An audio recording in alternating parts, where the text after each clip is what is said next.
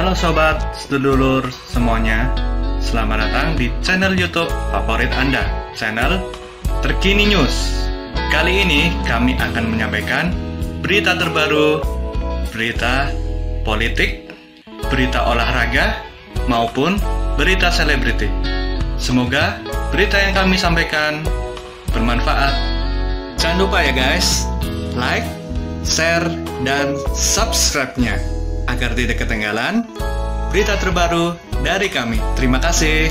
Salam NKRI, salam sejahtera. 2 luka tembak di jenazah Brigadir J masih misteri, bakal diungkap Putri Chandrawati? Tribunnews.com, Jakarta, meski sudah masuk persidangan, hingga kini misteri jumlah luka tembak di jenazah Brigadir J belum terpecahkan. Dari hasil otopsi, ada 7 luka tembak masuk dan 6 luka tembak keluar. Hal ini seperti dikatakan majelis hakim kepada Ferdi Sambo saat menjadi saksi untuk Baradae, Ricky Rizal, dan Kuat Maruf pada sidang 7 Desember 2022. Hasil pemeriksaan sementara dari otopsi, ada 7 luka tembak masuk dan 6 luka tembak keluar, baca hakim. Kalau saudara katakan 5, Richard Eliezer menembak 5 peluru, Red, terus yang 2 siapa yang nembak, tanya hakim. Saya tidak tahu, jawab Ferdi Sambo. Apakah ada orang lain nembak, kejar hakim. Saya tidak tahu, jawab Ferdi Sambo lagi. Yang disampaikan Ferdi Sambo ini berbanding terbalik dengan kesaksian Baradae. Terdakwa Baradae dapat kesempatan menanggapi keterangan saksi, dia dengan jelas menyampaikan sejumlah bantahan atas kesaksian mantan atasannya itu. Pada saat di lantai 3 rumah Saguling, tidak ada kata-kata dari beliau yang menanyakan kepada saya apakah siap membackup, ataupun menanyakan siapkah menembak kalau Yosua melawan, kata Baradae tegas.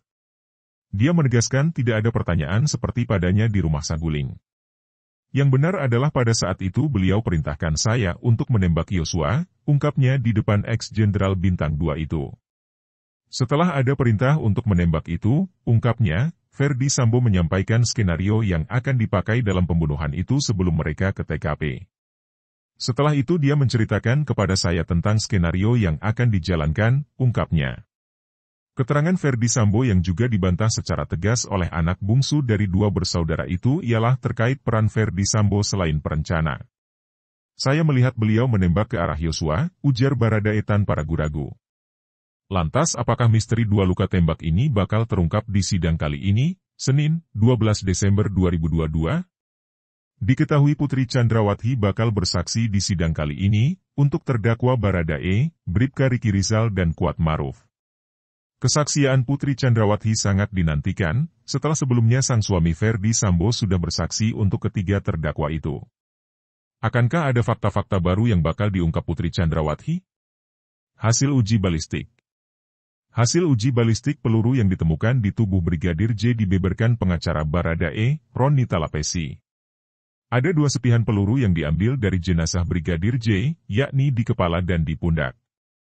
Serpihan yang diambil di bagian kepala yang tidak identik dengan senjata yang digunakan Baradae yakni Glock 17. Sementara uji balistik pada serpihan di pundak, ungkapnya, memang identik dengan pistol yang dipakai oleh kliennya.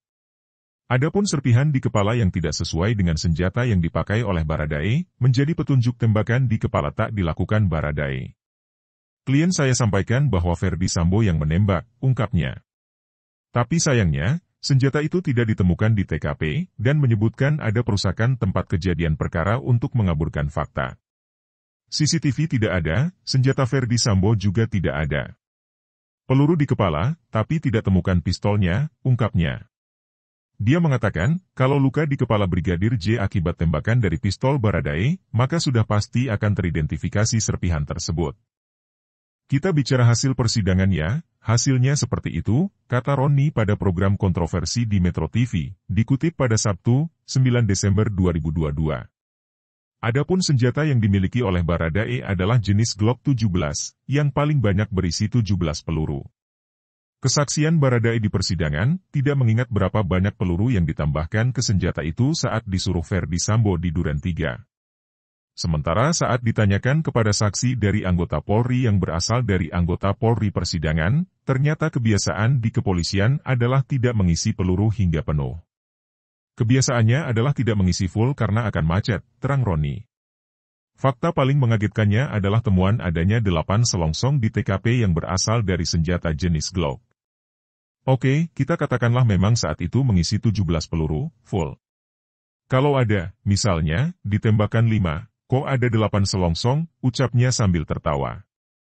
Harusnya, bila ditembakkan 5 kali, maka hanya maksimal 5 selongsong juga yang akan ditemukan di TKP. Selongsong adalah wadah proyektil peluru dan mesiu. Dia tidak mau langsung menuduh itu ditembakkan oleh Ferdy Sambo. Tapi ini menggambarkan TKP sudah rusak, jelasnya. Di panggung yang sama, Febri Diansyah pengacara Putri Chandrawati bilang, bahwa sesuai dengan kesaksian di persidangan, yang menembak Yosua itu adalah Richard Eliezer. Dia mengatakan Ferdy Sambo tidak melakukan penembakan ke arah tubuh Yosua, sesuai keterangan para saksi, kecuali Baradae. Senjata yang dipegang oleh Ferdy Sambo adalah Combat Wilson, dengan kaliber yang besar. Kalau itu yang digunakan untuk menembak, akibatnya bukan lobang seperti saat ini, mungkin bisa jauh lebih besar, jelasnya. Dia menyebut, berdasarkan hasil visum, bukan Combat Wilson yang membuat adanya luka di kepala Brigadir Yosua Huta Barat. Kalau kita baca dari hasil balistik, hanya ada 2 senjata, satu Glock yang dipegang Richard, yang kedua jenis HS senjata bawaan Yosua, ucapnya. Dia menyebut, Ferdy Sambo memang melakukan penembakan ke arah dinding menggunakan HS, yang diambil dari pinggang Yosua yang saat itu telah roboh. Adapun soal senjata Brigadir Yosua ini, saksi lain mengatakan sudah diamankan sejak dari Magelang, sehingga korban tidak bawa senjata lagi saat berada di Duren 3 Jakarta Selatan.